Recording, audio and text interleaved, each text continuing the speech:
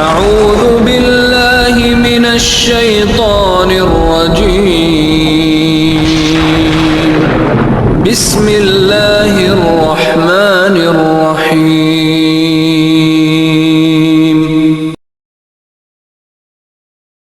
ایک رات سلطان محمود غزنوی سو رہا تھا کہ یکایک اس کی آنکھ کھل گئی. پھر لاکھ چاہا کہ دوبارہ نیند آ جائے، مگر نیند کوسوں دور نکل چکی تھی. بستر پر تڑپتا اور کروٹیں بدلتا رہا. جب کسی طرح آنکھ نہ لگی تو خدا ترس بادشاہ کو خیال آیا کہ شاید کوئی مظلوم فریاد لایا ہے یا کوئی فقیر بھوکا آیا ہے، اس لیے نیند ختم ہو گئی ہے. غلام کو حکم دیا، باہر جا کر دیکھو کون ہے. غلام نے باہر جا کر دیکھا تو کوئی نہ تھا. واپس آ کر کہا، جہاں پناہ کوئی شخص نہیں. محمود نے پھر سوچا کہ سو رہے، مگر نیند نہ آنی تھی نہ آئی. وہی بے چینی اور گھبراہٹ پیدا ہو گئی. غلاموں کو دوبارہ کہا، اچھی طرح دیکھ کر آؤ، کون داد خواہ آیا ہے. غلام دوڑے ہوئے گئے، ادھر ادھر دیکھا اور واپس آ کر بولے، حضور کوئی نہیں ہے. سلطان کو شک ہوا ہے کہ شاید غلام تلاش کرنے سے جیت چراتے ہیں. غصے میں خود کھڑا ہوا اور تلوار ہاتھ میں لیے ہوئے باہر آ گیا. بہت تلاش کی مگر کوئی شخص نظر نہ آیا. قریب ہی ایک مسجد تھی. اس کے دروازے پر آ کر اندر کی طرف جھانکا تو آہستہ آہستہ کسی کے رونے کی آواز آئی. قریب پہنچ کر دیکھا تو ایک شخص فرش پر پڑا ہوا نظر آیا.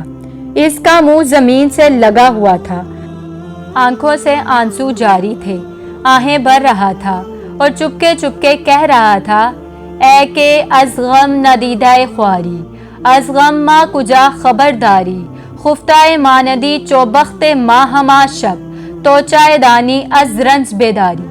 پھر کہنے لگا کہ سلطان کا دروازہ بند ہے تو کیا، سبحان کا دروازہ تو کھلا ہوا ہے. اگر محمود ولی سو رہا ہے تو حرج نہیں، معبود ازلی تو جاگ رہا ہے. محمود یہ سن کر اس کے بالکل قریب پہنچ کر بولا، محمود کی شکایت کیوں کرتا ہے؟ وہ تو ساری رات تیری تلاش میں بے چین ہے. بتا تجھے کیا تکلیف ہے، کس نے ستایا ہے، کیوں اور کس غرض سے آیا ہے؟ یہ سن کر وہ شخص اٹھ کھڑا ہوا اور پھوٹ پھوٹ کر روتا ہوا بولا، حضور ایک درباری کے ہاتھوں ستایا ہوا ہوں، مگر اس کا نام نہیں جانتا. اس نے میری عزت خاک میں ملا دی. آدھی رات کو مستی کے عالم میں میرے گھر آتا ہے اور میری شریک حیات پر بری نظر ڈالنے کی کوشش کرتا ہے. اگر آپ نے اس تلوار کی آگ سے اس داغ کو نہ دھویا تو کل قیامت کے دن میرا ہاتھ ہوگا اور آپ کا گریبان. یہ سن کر محمود کو مذہبی اور شاہی حمیت کے جوش سے پسینہ آ گیا. غصے سے کانپتی ہوئی آواز میں بولا، بتا کیا اس وقت بھی وہ ملعون وہی ہوگا؟ اس شخص نے جواب دیا، اب تو بہت رات گزر چکی ہے، شاید چلا گیا ہو، لیکن مجھے ڈر ہے کہ وہ پھر آئے گا. سلطان نے کہا، اچھا اس وقت تو جا، مگر جس روز جس وقت وہ آئے تو مجھے اطلاع کر دو. اس شخص نے سلطان کو دعا دی اور رخصت ہو کر چلا ہی تھا کہ سلطان نے ٹھہرنے کا حکم دیا اور پہرے داروں سے کہا کہ یہ دیکھو، یہ جس وقت بھی آئے، خواہ میں سوتا ہوں یا جاگتا ہوں، اس کو فوراً مجھ تک پہنچا دو. اتنا کہہ کر محمود اندر آیا اور وہ شخص اپنے گھر چلا گیا. تیسری رات وہ شخص شاہی محل سرا کے دروازے پر پہنچا. پہرے داروں نے اس کی شکل دیکھتے ہی سلطان کی خدمت میں پہنچا دیا. سلطان جاگ رہا تھا، تلوار لے کر اٹھ کھڑا ہوا اور بولا، چلو رات کو شکار کرنے والی لومڑی تک مجھے لے چلو. یہ سن کر وہ شخص آگے ہوا اور سلطان اس کے پیچھے پیچھے روانہ ہوا. گھر پہنچ کر اس شخص نے وہ جگہ بتائی جہاں وہ ظالم شخص خزانہ کا سانپ بنا ہوا سو رہا تھا. سلطان نے تلوار کا ایک بھرپور ہاتھ ایسا جمایا کہ تمام فرش پر انصاف کا لالۂ راز کھل گیا. اس کے بعد سلطان مڑا اور مظلوم صاحب خانہ کو بلا کر فرمایا، اب تو محمود سے خوش ہو. یہ کہہ کر محمود نے مصلی منگوایا اور ایک طرف بچھا کر 2 رکعت شکرانہ نماز پڑھی. پھر اس شخص سے مخاطب ہو کر پوچھا، گھر میں کچھ کھانے کو ہے تو لاؤ. اس شخص نے جواب دیا، ایک چونٹی سلطان کی کیا خاطر کر سکتی ہے؟ جو کچھ ہے حاضر کرتا ہوں۔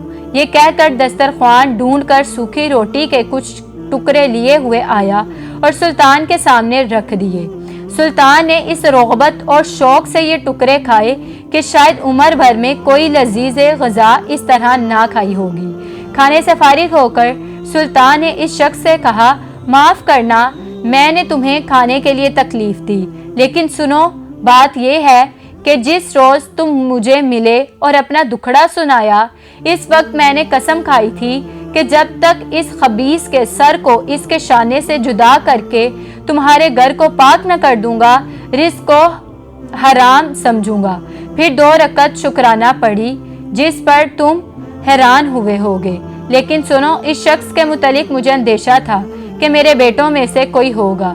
میں اپنے دل میں کہتا تھا کہ میرے درباریوں اور مصاحبوں کو اتنی جرأت نہیں ہو سکتی کہ وہ میرے مزاج سے واقف ہوتے ہوئے ایسی حرکت کریں۔ میں جس قدر زیادہ سوچتا گیا، اسی قدر میرا یقین بڑھتا گیا۔ اتنی بڑی گستاخی کی ہمت صرف بادشاہوں کی اولاد کو ہو سکتی ہے، کیونکہ یہ عام طور پر غرور کے نشے میں مست ہوتے ہیں۔ چنانچہ میں تمہارے ساتھ یہاں اپنے کسی فرزند کو قتل کرنے کے ارادے سے یہاں آیا تھا۔ جب میں نے صورت دیکھی تو معلوم ہوا کہ یہ میرا فرزند نہیں، کوئی غیر شخص ہے، اس لیے میں نے خدا کا شکر ادا کیا۔